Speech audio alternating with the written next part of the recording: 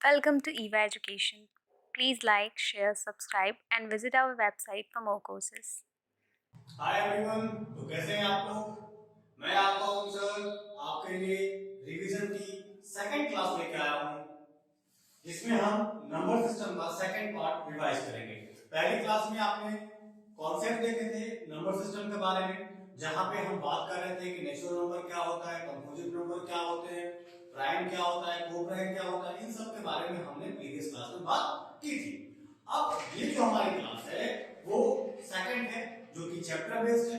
तो वहां से हम देखते हैं कि फटाफट कौन कौन से क्वेश्चन आपके लिए इंपॉर्टेंट है, उनका रिवीजन हम जल्दी फटाफट कर लेते हैं। चलिए आइए अपनी क्लास शुरू करते हैं। जो अब आपको आगे पढ़ना है, यूक्लाइड डिवीजन लेमा जो है वो आपके कोर्स का हिस्सा नहीं है, तो हम उसको नहीं पढ़ेंगे। तो हम आते हैं अपने कोर्स सब्जेक्ट के ऊपर, क्योंकि हमें रिवीजन करना है, टाइम वेस्ट नहीं करना, क्योंकि टाइम इज वेरी प्रीशियस। और मैथ्स का मैजिक समझना है तो रिवीजन करना ही होगा। आइए चलिए देखते हैं। सबसे पहले हम बात करेंगे एलसीएम की and HCF. LCM and HCF आप बचपन से इसको पढ़ते आ रहे हैं, एलसीएम और एचसीएफ को। एलसीएम को लोग क्या बोलते हैं, lowest common factor, lowest common multiple, और एचसीएफ क्या बोलते हैं, हाईएस्ट कॉमन फैक्टर। तो किसी दो नंबरों का यदि हमें एलसीएम एचसीएफ निकालना हो तो हम कैसे निकालेंगे वो देखते हैं। जैसे मान लीजिए ये नंबर आपका है 24 और 48, 24 और 48, इसका मुझे निकालना है एलसीएम। क्या निकालना मुझे, एलसीएम। तो 24 और 48 का एलसीएम क्या हो जाएगा, तो इसको निकालने के लिए सबसे पहले आपके पास बहुत सारे मेथड हैं, लेकिन हम यहाँ पे प्राइम फैक्टराइजेशन मेथड की बात करेंगे। तो चलिए आइए देखते हैं। तो 24 को आप कर दीजिए ब्रेक, मतलब इसका निकाल दीजिए क्या, प्राइम फैक्टर। प्राइम फैक्टर कैसे निकालेंगे आप, 24 यहाँ पे होगा, 2 से 12, फिर 2 से 6, फिर 2 से 3 और ये 3 से 9 में। ठीक है, 24 को लिख लीजिए आप लेकर के, ये हो जाएगा 2 into 2 into 2 and into 3, 2 into 2 into 2 and 3। आगे देखिए 48 को वैसे ब्रेक कर लीजिए आप। उम्मीद करता हूँ आपको आता होगा फैक्टर करना। 48 को ब्रेक करेंगे तो क्या आ जाएगा, 2 into 2 into 2 into 2 and into 3। ठीक, अब देखिए एलसीएम कैसे निकालते हैं। और एलसीएम निकालने के पहले आप यहां पे एचसीएफ निकालना भी सीख सकते हैं। चलिए वो भी देख लेते हैं। एचसीएफ हमारा क्या हो जाएगा, यदि एचसीएफ आप निकालेंगे बहुत आसान है। करना क्या है, इनमें जो कॉमन है उनको सर्कल कर लीजिए। दोनों कॉमन मिल गए, तीनों कॉमन मिल गए, और ये चौथा कॉमन मिल गया। अब इसको कर दीजिए मल्टीप्लाई। जो कॉमन नंबर है उनको सिर्फ और सिर्फ हमें एक ही बार लिखना है, तो दोनों में कॉमन था उसको एक ही बार लिखना है, और इनको हम कर देते हैं क्या, मल्टीप्लाई। 2 जा 4, 4 2 जा 8, 8 3 जा, जल्दी बताइए, yes 24। HCF of 24 and 48 is 24। Now look at LCM. LCM LCM कुछ नहीं, आपने क्या कॉमन निकाला, उस कॉमन को पहले आप लिख दीजिए। क्या करें हम, कॉमन को पहले लिख डालें, लिख दिया हमने। क्या लिख दिया हमने, कॉमन लिख दिया। अब उसके बाद से क्या करना है, जो बच गया, क्या, जो दोनों में ही बच गया, यहाँ क्या बच रहा है, 2 बच रहा है सिर्फ, तो इनटू यहाँ पे आप क्या करिए, 2 कर दीजिए। क्या कर दीजिए, 2 कर दीजिए। अब इसको करें मल्टीप्लाई, मल्टीप्लाई करने पर रिजल्ट क्या आ जाएगा, तो रिजल्ट आ जाएगा 48। रिजल्ट क्या आ जाएगा, 48। आप बताओ, देखिए 24 40, 24 की टर्म 48 आता है, 24 की टर्म 48 आता है, तो इन दोनों का एलसीएम 48 ही होगा। जब कोई नंबर किसी दूसरे नंबर के टेबल में आ जाए, जो हाईएस्ट नंबर होता है वो एलसीएम हो जाता है। ठीक है, लोएस्ट कॉमन मल्टीपल हो जाता है। अब चलिए आगे देखते हैं। जो दो नंबर का था हमने किया क्या है, 24 और 14 को हमने किया ब्रेक। ब्रेक मतलब फैक्टर, फैक्टर हमारा क्या आ गया, 2 into 2 into 3, 48 आ गया 2 into 2 into 2 into 2 into 3।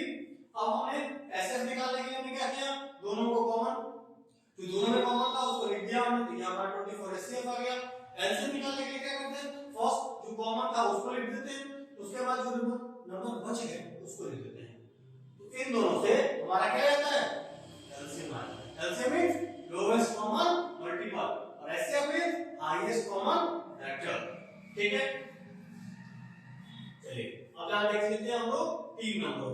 भी 3 नंबर ले लेते हैं और उससे देखते हैं कि एलसीएम एचसीएफ कैसे आएंगे। नंबर ले लीजिए 36, 48 एंड 72। क्या मैंने लिया नंबर 36, 48 एंड 72। करिए ब्रेक इसको। 36 को ब्रेक करेंगे क्या आएगा 2 into 2 into 3 into 3। 48 को ब्रेक करिए क्या आ जाएगा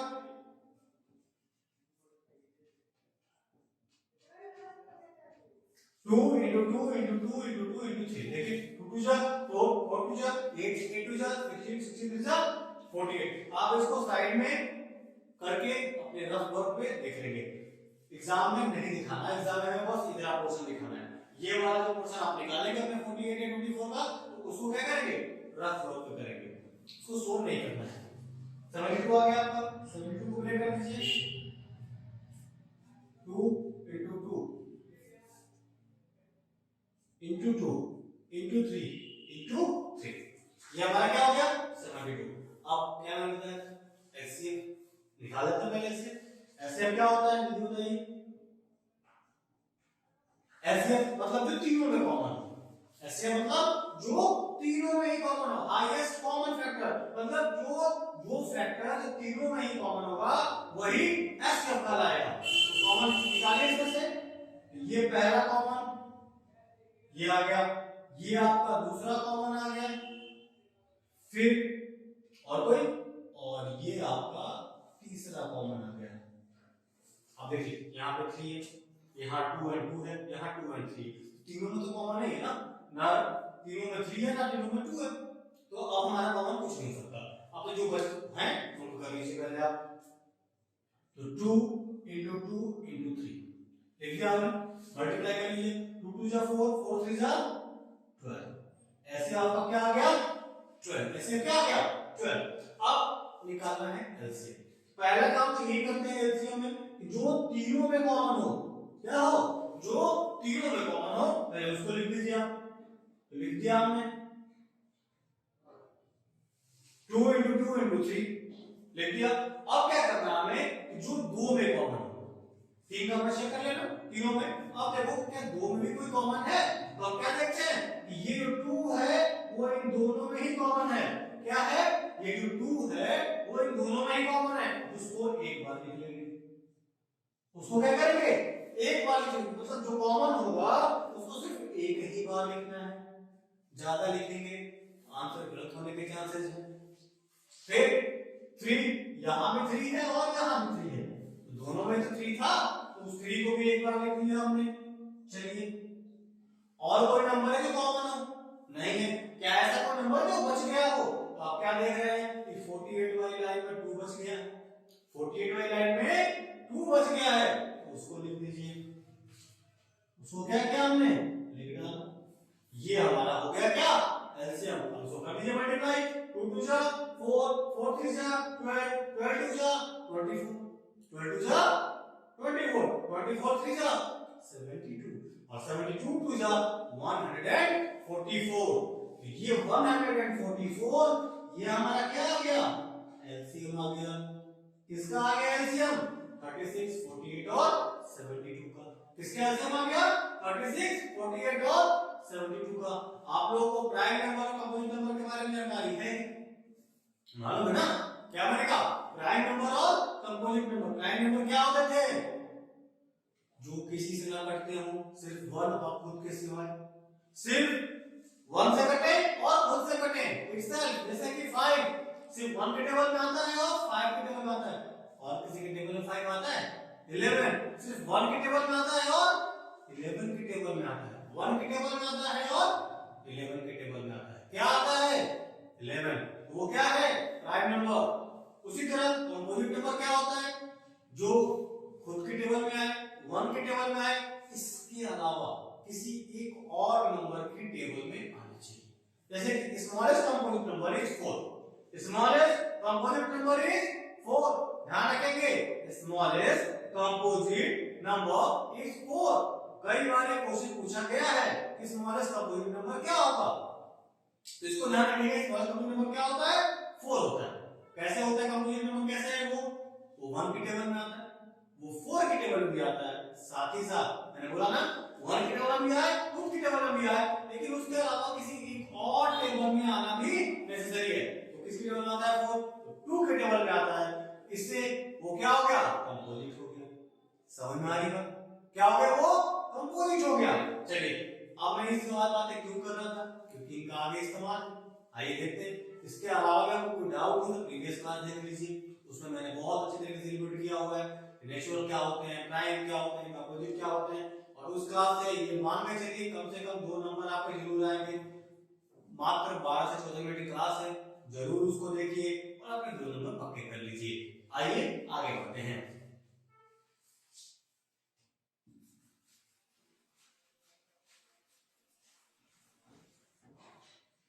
अब मैं जो बताने जा रहा हूं वो है फंडामेंटल थ्योरम ऑफ अर्थमेटिक्स।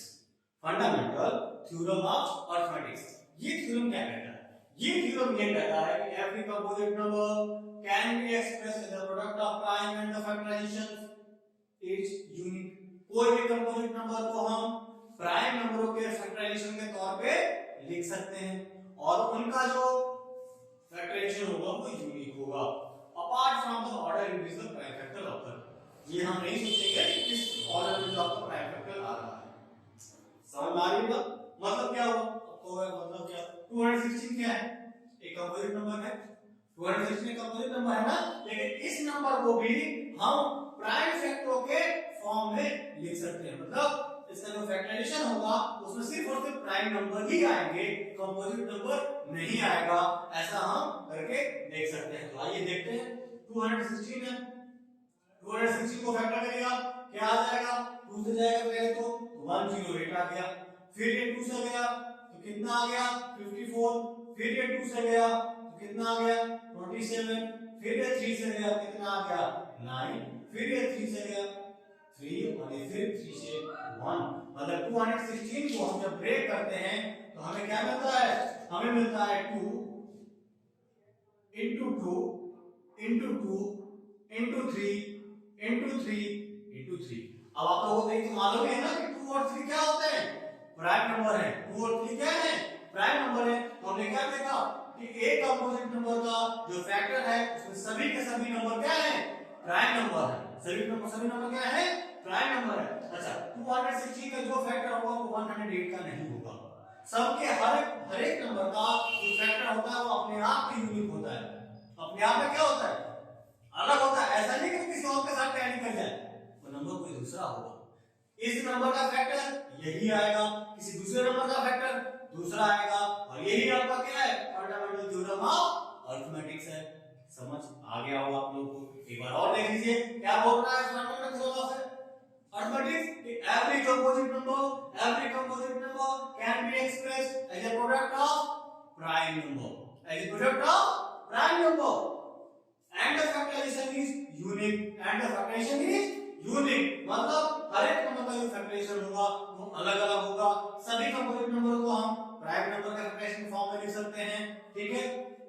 और ये हम नहीं सोचता, मान लीजिए आप यहाँ पर 2 into 2 मैंने इसी सीक्वेंस में लिखा है, आप चाहें तो इसको ऐसे भी लिख सकते हैं 2 into 3 into 2 into 3 into 2 into 3, ये भी हो सकता है। तो हम इसके सीक्वेंस पर ध्यान नहीं दे रहे हैं, लेकिन जो फैक्टराइजेशन होगा वो हर नंबर का सेम ही आएगा, वो किसी दूसरे नंबर के साथ टैली नहीं करेगा। समझ में आ रही बात आपको, क्लियर है। तो यही क्या है आपका फंडामेंटल थ्योरम ऑफ अरिथमेटिक्स है, क्लियर है, ठीक है। चलिए तो बहुत आसान सा, कुछ नहीं, हर एक नंबर जो होता है कोई भी कंपोजिट नंबर प्राइम फैक्टराइजेशन के फैक्टर के फॉर्म में होता है, और उसके जो अपना जो फैक्टराइजेशन आता है उस नंबर का वो यूनिक रहता है, वो किसी और के फैक्टराइजेशन में नहीं आएगा। मतलब ऐसा नहीं कि 2 into 3 नहीं आएगा, इतना ये 3 2 और 3 3 सिर्फ 216 के ही होगा। 3 2 और 3 3 जो है वो 216 के ही होंगे, और कोई दूसरा नंबर लेंगे उसको ये नहीं होगा 3 2 और 3 3 आ जाए, ठीक है। बस इतना है, तो आप जानते ही हैं, ठीक है। चलिए आगे देखते हैं।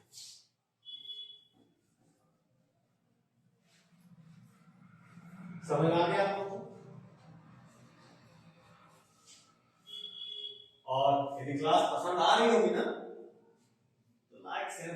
कर ही दीजिएगा। इससे थोड़ा हमें मोटिवेशन मिल जाता है कि भाई बच्चों के लिए और मेहनत की जाए। चलिए आगे देखते हैं। अब है यहाँ पे 6 का पावर n, 6 का पावर, ये हमें प्रूव करना है। क्या प्रूव करना है कि जो 6 का पावर n है, 6 का पावर n है, ये कंपोजिट फॉर्म है। मतलब कोई भी, मतलब इसके पावर जो भी हम रखते हैं, मतलब जो n की पावर है, आप यहाँ कुछ भी रख दीजिए, कोई भी नेचुरल नंबर रख दीजिए। n की पावर क्या करिए, कोई भी नेचुरल नंबर रख दीजिए, तो वो जो है वो 6 के अलावा कोई दूसरा नहीं आएगा। किस पे, यूनिट डिजिट। मतलब उसकी यूनिट डिजिट कभी भी 0 नहीं आएगी। ये हमें प्रूफ करना है।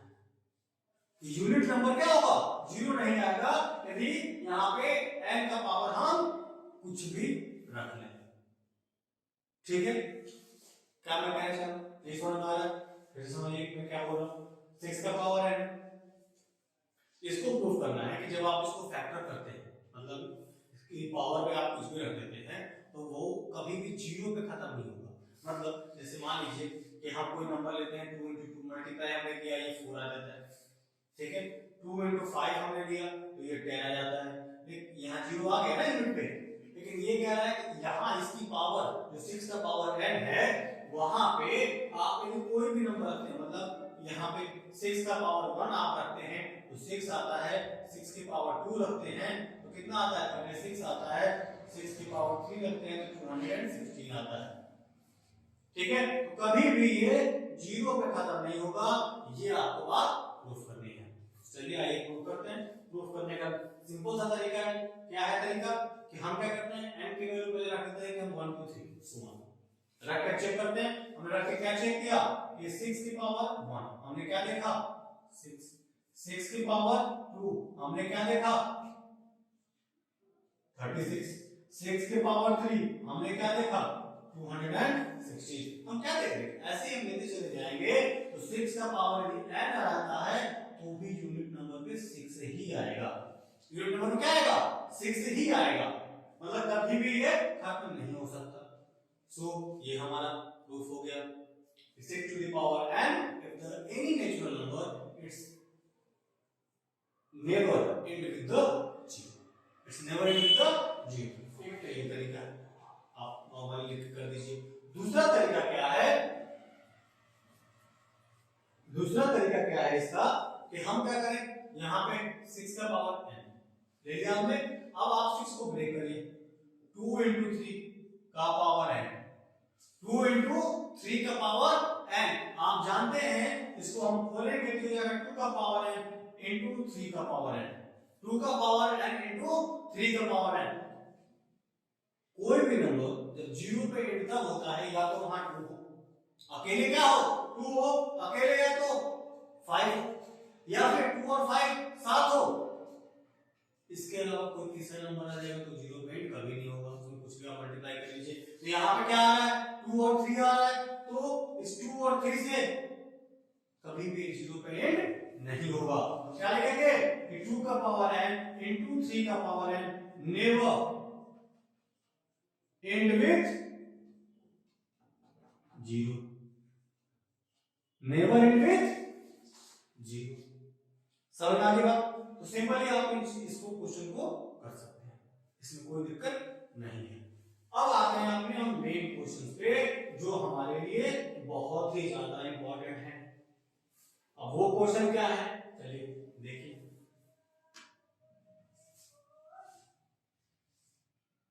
क्या क्वेश्चन है आपके, हमें प्रूव करना है कि √7 इज ए इरेशनल नंबर।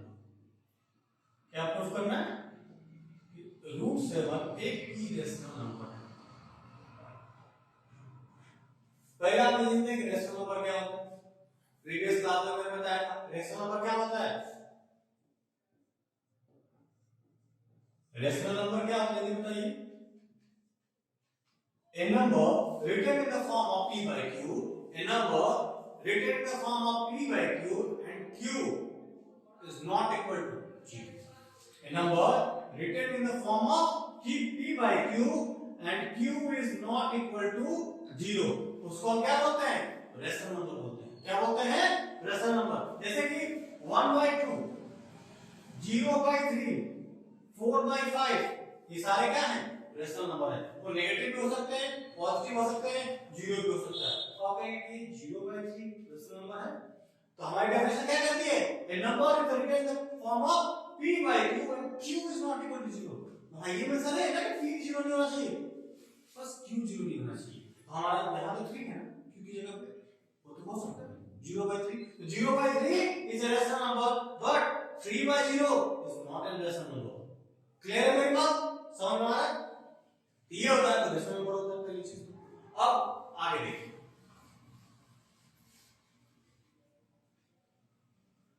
जैसे √7 इज ए इरेशनल नंबर, ये हमें प्रूव करना है, मतलब ये रेशनल नहीं है। अब मान लीजिए कि हमारे पास कुछ चीजें हैं, एक आपके पास व्हाइट रसगुल्ला है और एक आपके पास ब्लैक रसगुल्ला है। ब्लैक रसगुल्ले को आपको प्रूव करना है कि वो व्हाइट नहीं है। क्या प्रूव करना है? कि वो व्हाइट नहीं है। तो हमारे पास क्या तरीका है? चाशनी को चेक करेंगे? नहीं कर सकते ना। हम क्या बोलेंगे कि हम ये मान लेते हैं कि जो ब्लैक वाला रसगुल्ला है वो व्हाइट रसगुल्ला है। क्या माना हमने? कि जो ब्लैक वाला है वो क्या है? व्हाइट है। और आप क्या बोलोगे? गलत प्रूफ कर लीजिए, भाई उसका कलर जो है वो ब्लैक है। तो जब वो व्हाइट नहीं है तो क्या हो जाएगा? ब्लैक हो जाएगा। मतलब हमें इस नंबर को प्रूव करने के लिए क्या करना है? अपने आप को रॉन्ग प्रूव करना है। ठीक है, अपने आप को रॉन्ग प्रूफ करके इसको हम प्रूफ कर देंगे कि ये इरेशनल है। कैसे प्रूफ करेंगे? आइए देखते हैं। √7 की इरेशनल नंबर प्रूफ करना था, हमने क्या मान लिया? लेट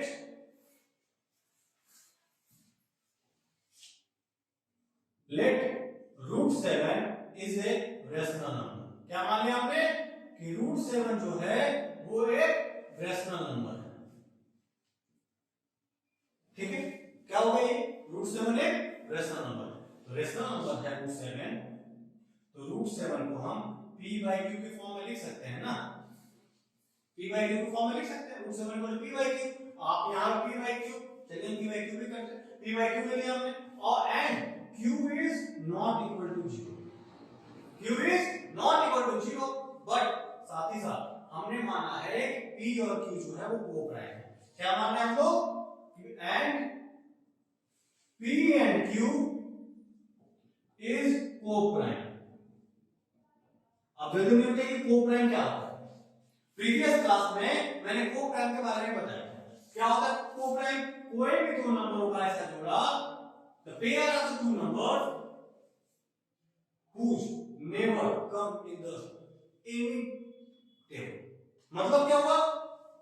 4 और 5 ऐसे नंबरों का पेयर है जो किसी की भी टेबल में एक साथ नहीं आता। ठीक है, 4 और 5 never come in the any table, एक साथ चाहिए, कभी नहीं आते वो। उसी तरह से 8 and 9, 12, 19, ये क्या कभी किसी एक टेबल में आते हैं एक साथ? नहीं आते ना। 4 और 5 भी नहीं आता, 8, 9 भी नहीं आता, 12, 19 भी नहीं आता। मतलब इनका एक जो फैक्टर होगा, जो कॉमन होगा, वो सिर्फ और सिर्फ 1 होगा। क्या होगा? इनका जो फैक्टर होगा वो सिर्फ और सिर्फ 1 होगा। इस 1 के अलावा इनका कोई कॉमन फैक्टर नहीं होगा। तो ऐसे नंबर को हम बोलते हैं क्या? Co-prime number. क्या बोलते हैं? Co-prime number. तो हमने p और q को ऐसा ही नंबर माना है, q क्या है? को-प्राइम है। क्लियर है मेरी बात? ठीक है, को-प्राइम के बारे में और अच्छे तरीके से नंबर सिस्टम का जो आपका फर्स्ट लेक्चर है उसमें दिया हुआ है, तो आप लोग वहां से भी इसको देख सकते हैं। चलिए अब देखते हैं हम लोग। तो हमने क्या माना कि p and q क्या है? को-प्राइम है। तो को-प्राइम, अब यहां से क्या कर दीजिए? Cross multiply. क्या कर देंगे हम लोग? Cross multiply. ये क्या हो जाएगा? √7q equal to p। √7q equal to p, cross multiply कर लेते हैं। अब हम क्या करते हैं? ये जो हमारे दोनों साइड हैं इनको करते हैं square. Squaring the both side. क्या लिखेंगे? Squaring the both side. दोनों साइडों को मैं क्या कर दिया? स्क्वायर कर दिया। स्क्वायर करेंगे तो क्या आ जाएगा? 7q² equal to p²। समझ में आ रहा है? 7 Q square equal to P square. अब देखिए ये 2 इंटू 3 इक्वल टू 6 है। क्या बनेगा 2 इंटू 3 इक्वल टू 6। इसका मतलब क्या होता है कि जो 6 है वो 2 से भी डिविजिबल है और 3 से भी डिविजिबल है। होता है ना, कोई किसी भी दो नंबरों को आप मल्टीप्लाई कर दीजिए तो जो उसका रिजल्ट आता है वो उन दोनों नंबरों से ही डिविजिबल होता है। तो यहाँ पे भी 7q square equal to p square है। इसका मतलब जो 7 जो p है वो 7 से भी डिविजिबल है और q से भी डिविजिबल है, क्योंकि 7q स्क्वायर इक्वल टू क्या है p स्क्वायर है। तो क्या लिखेंगे कि p is divisible by 7। p is divisible by 7। अब मान लेते हैं, अब हमें टाइम्स मालूम नहीं है, कोई भी नंबर जैसे कि यहाँ 4 into 8 32 था तो वो 8 से 4 टाइम डिविजिबल था। तो यहाँ हमें नहीं मालूम ना कि उस टाइम p जो है उसमें से कितने टाइम डिविजिबल है। तो मान लेते हैं कि 8 टाइम डिविजिबल है। क्या मान लेते हैं 8 टाइम डिविजिबल है। सो p equal to 7r।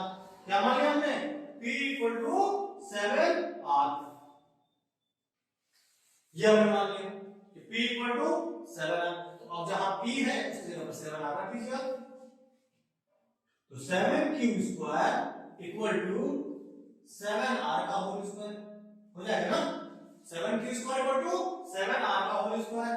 So that 7q square equal to 7 का square 49 r square 49 r square. अब 7 से 49 कट हो जाएगा तो क्या हो गया q square equal to 7 r square. क्या देखा हमने q square equal to 7 r square. अब ये जो q है, अभी जैसे यहाँ पे ये p 7 से डिविजिबल हुआ था, उसी तरह ये q भी तो 7 से डिविजिबल हो जाएगा सेम फॉर्मेशन से। तो क्या लिखेंगे q is also divisible by 7, also divisible by 7। अभी हमने स्टार्टिंग में क्या लिया था कि p एंड q क्या है कोप्राइम है। यहाँ पे तो इनका p भी 7 से डिवाइड हो रहा है, q भी 7 से डिवाइड हो रहा है, मतलब p और q का तो एक तो कॉमन फैक्टर मिल गया हमें। हमने क्या माना था ये दोनों कोप्राइम है और यहाँ हमें क्या मिल रहा है एक कॉमन फैक्टर जो कि 7 है। हम क्या देख रहे हैं यहाँ पे कि p and q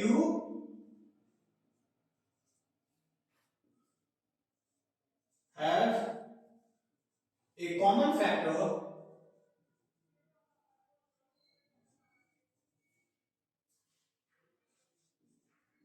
which is 7। p and q के पास क्या हो गया एक कॉमन फैक्टर हो गया जो कि 7 है। और हमने क्या माना था कि p एंड q को प्रेम, यहां तो एक कॉमन फैक्टर निकल जा रहा है ना। तो ये कंट्रडिक्शन क्यों हो रहा है क्योंकि हमने गलत एजम्पशन माना है। क्या किया हमने गलत माना है कि रूट 7 क्या है रेशनल नंबर है। तो क्या लिखेंगे this contradiction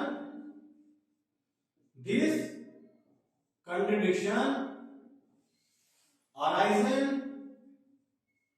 due to our wrong assumption।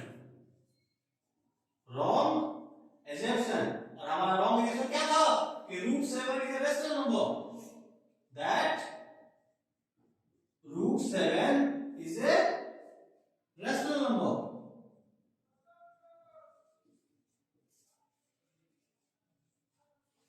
so root 7 is a irrational number। क्या हो जाएगा रूट 7 एक irrational number हो जाएगा। खत्म। एक बार फिर से समझा देता हूं। क्वेश्चन क्या था कि रूट 7 एक irrational नंबर में प्रूफ करना था। क्या करना था कि रूट 7 एक irrational नंबर है, आप इसे प्रूफ कर दीजिए। हमने क्या माना बताना कि प्रूफ करना है तो खुद को गलत इसमें प्रूफ करना है, इसमें और कोई इसका तरीका नहीं है। जैसे कि काला सफेद है तो हमें ये बताना है कि काला सफेद नहीं है, तो हम मान लेंगे भाई सफेद हुआ, फिर अपने आप गलत प्रूफ कर देंगे कि नहीं वो सफेद नहीं है वो काला हो जाए। ठीक है, उसी तरह यहाँ भी वही काम करना हमें कि तो हमने क्या मान लिया रूट 7 एक रेशनल नंबर है। अब रेशनल नंबर तो p by q के फॉर्म में लिख सकते हैं। हमने लिख दिया कि root 7 p by q and q is not equal to 0, but साथ ही साथ and p and q is co-prime। और हमने क्या बोला कि p और q जो है वो क्या है co-prime है, मतलब कोई भी कॉमन फैक्टर नहीं है एग्जैक्टली 1 के अलावा, except 1 there is no common factor, उसी को प्राइम बोलते हैं कि 1 के अलावा कोई सा कॉमन फैक्टर नहीं है तो वो प्राइम कहलाता है। तो root 7 q equal to p, ठीक है, क्या क्या हमने क्रॉस मल्टीप्लाई। अब क्या करते हैं यहां से दोनों साइडों कर देते हैं स्क्वायर, क्या करा हमने दोनों साइडों को square, 7q square equal to p square. अब यहां से हम जानते हैं मल्टीप्लिकेशन थ्योरम के थ्रू जो p है वो 7 से डिविजिबल है, p इज डिविजिबल बाय 7 और हमें नहीं मालूम है कितने टाइम्स में है, हम मान लेते हैं कि 8 टाइम्स में डिविजिबल है, तो हम लोग क्या लिख देते हैं सो p इक्वल टू 7 मान लेते हैं।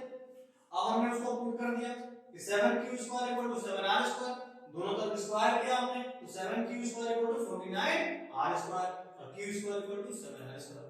अब यहां हम क्या देख रहे हैं q भी तो डिविजिबल है 7 से, क्योंकि सेम फार्मूला तो इसमें भी लगेगा, तो हमने क्या देखा q is also divisible by 7। हमने क्या माना था p and q क्या है को प्राइम है, लेकिन यहां पे एक फैक्टर निकल के आ जा रहा है, p and q have a common factor which is 7, at least one common factor which is 7, मतलब हमने कुछ गलत प्रूफ कर लिया। हमने तो माना था ना दोनों को प्राइम है, लेकिन यहां पे क्या निकल के आ रहा है एक फैक्टर है जो 7 है।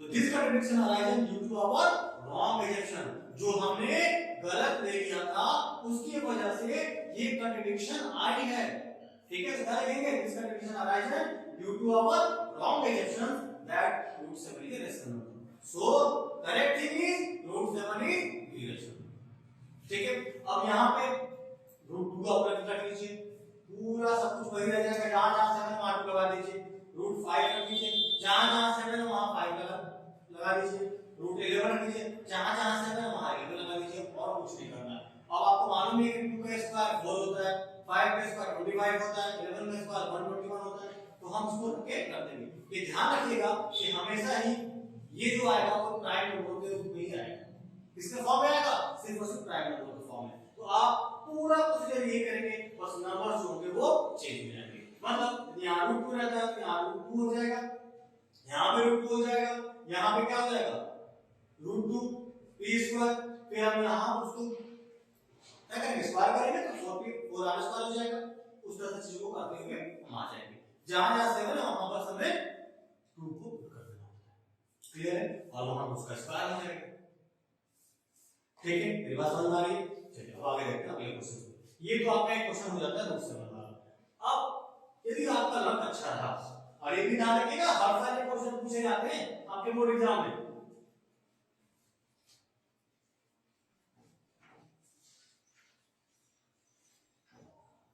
या तो इस टाइप का क्वेश्चन आएगा एक सिंगल डिजिट देके पूछना तो रेशनल इक्वेशन प्रूव कर दीजिए, या फिर वो ग्रुप में आ जाएगा, मतलब जैसे ऐसे आ गया कि आप प्रूव करिए कि 5 - √3 इज ए इरेशनल नंबर, क्या प्रूव करना है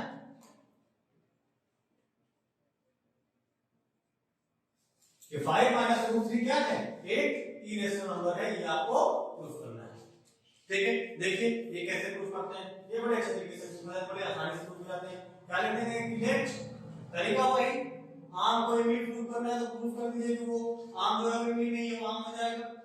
सेम कंडीशन यहां पे भी है, let 5 - √3 is a rational number, क्या मान लिया हमने कि ये जो है आपका वो एक रेशनल नंबर है, ठीक है। क्या मान लिया हमने कि 5 - √3 इज ए रेशनल नंबर। अब आइए क्या करेंगे इसमें, तो आपको मालूम है कि रेशनल नंबर है तो किसको लिख सकते हैं हम लोग p by q के फॉर्म में, and q is not equal to 0, q is not equal to 0। अब कोई सिंपल क्रॉस मल्टीप्लिकेशन कर दिए, क्रॉस मल्टीप्लाई करेंगे तो क्या होगा 5 - √3 मल्टीप्लाई विद q, दूसरी साइड में p into 1 हमने लगा दिया, सबका मालिक एक। अब q से मल्टीप्लाई करते सब में क्या आ जाएगा 5q - √3q that equal to P, that equal to P. अब इस 5 को साइड से करा लीजिए, minus root 3 cube equal to P minus 5, P minus 5 cube, या फिर root 3 equal to P minus 5 cube upon minus cube. क्या आ गया हमारा? Root 3 equal to P minus 5 cube upon minus cube. अब हमें क्या मालूम है कि रूट 3 क्या है? एक इरेशनल नंबर है, और यहां ये क्या आ रहा है? तो रेशनल नंबर आ रहा है। तो एक रेशनल नंबर इरेशनल नंबर के इक्वल कभी हो सकता है? एक रेशनल नंबर इरेशनल नंबर के इक्वल कभी हो नहीं सकता।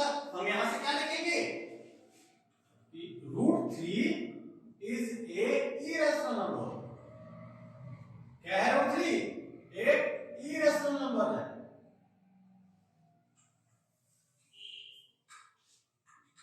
So our contradiction, our assumption is wrong।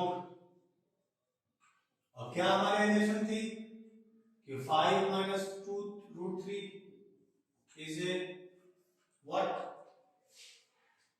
Rational number।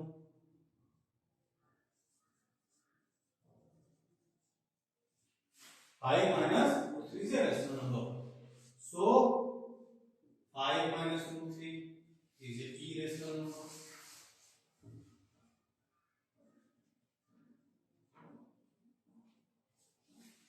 ठीक है। अच्छा, इसको करने का एक और ना, सिंपली आपको करना क्या है कि इसको रूट 3 को एक साइड कर देना है। मतलब जो आपका रूट में दिया हुआ है, जो आप जानते हैं कि वो इरेशनल होता है, उसको बस दूसरी साइड में भेज देना। आपको आप कुछ भी करिए, कोई भी प्रोसीजर करिए, बट उसको दूसरे वाले को दूसरी साइड में, वो जो रूट वाला है उसको दूसरी साइड में भेज दीजिए। जैसे यही क्वेश्चन था, तो आप यहाँ पे इसको ऐसे भी कर सकते थे कि 5 minus root 3 equal to P by Q है। क्या है? 5 minus root 3 equal to P by Q. तो आप यहाँ से सीधे लिख दीजिए कि minus root 3 equal to P by Q minus 5। क्या लिखते हैं हम? Minus root 3 equal to P by Q minus 5। यहाँ से माइनस हटा दीजिए, तो root 3 equal to 5 minus P Q. Minus हमारे ले जाएंगे, क्या आ गया? 5 माइनस पी क्यू। अब हम क्या देख रहे हैं यहाँ से? रूट 3 है नहीं, 5 माइनस पी क्यू आ गया, 5 माइनस पी क्यू आ रहा, तो रूट 3 के इक्वल हो गया एक इरेशनल नंबर। क्योंकि रूट 3 क्या है? एक इरेशनल नंबर है। तो किसी भी इरेशनल नंबर के इक्वल कोई नंबर आएगा तो क्या होगा? इरेशनल ही तो होगा। तो यहाँ पर हमने चीजों को कर दिया। तो आप सिंपली इसके 3 स्टेप्स में इसको कर सकते हैं। तो जो आपको पसंद आए, आप क्रॉस मल्टीप्लाई करके करना है आपको, तो क्रॉस मल्टीप्लाई करके करिए। आपने यहाँ से क्यू में दोनों मल्टीप्लिकेशन कर दिया, 5 Q minus root 3 Q equal to P हो गया। फिर 5 क्यू दूसरी साइड में चेंज हुआ, p माइनस 5 क्यू हुआ। आपने यहाँ से माइनस कॉमन ले लिया, या माइनस से आपने नीचे भेज दिया, तो ये क्या हो गया आपका? 5 minus p minus 5 Q upon minus equal to 3। तो आपको जैसे समझ में आता है आप उस तरह से चीजों को कर सकते हैं, और सिंपली चीजें हो जाएंगी, इसमें कोई भी इशू नहीं। ठीक है? उससे प्रीवियस क्वेश्चन का उससे आसान क्वेश्चन है नहीं, क्योंकि इसमें 3-4 स्टेप में खत्म हो जाना है। अब बस यही आपको करना है कि हमने माना था कैसे नंबर, तो भाई ये आपको मालूम है कि जो नंबर है वो इज, तो so our relation is wrong. और फिर क्यों? क्या हमारा रिलेशन था? ये 5 minus root 3 relation, so 5 minus root 3 है रिलेशन। ठीक है, ये समझ में आई? और हम चीजों को बहुत जल्दी जल्दी कर रहे हैं कि ये क्या है? रिवीजन क्लास है, और रिवीजन क्लास में जल्दी जल्दी करनी पड़ती है, क्योंकि आपके पास कोई टाइम नहीं है। क्यों? क्योंकि बोर्ड की डेट से तो आप जानते हैं आने ही वाली है। ठीक है, चलिए आगे हम देखते हैं।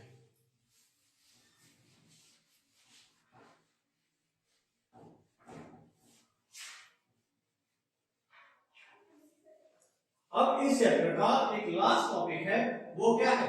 Terminating and non terminating. क्या है? Terminating and non terminating.